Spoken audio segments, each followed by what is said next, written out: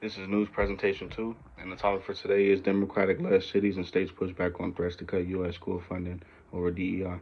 This is by NBC News, Black News.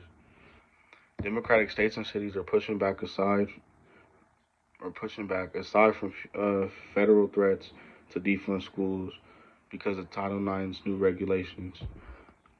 The Biden administration opened up Title IX to cover students by gender identity.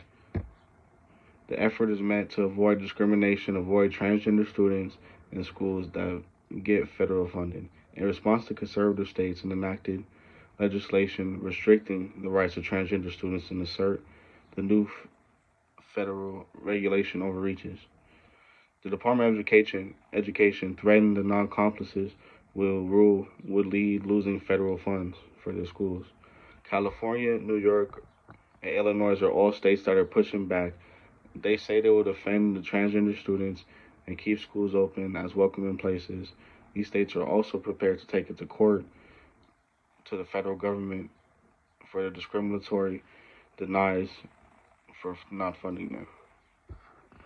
I support the Democratic states for struggling for transgender rights. Cutting funds from schools to carry out discrimination is wrong, and schools need to stand up for all children and give them an equal chance to learn.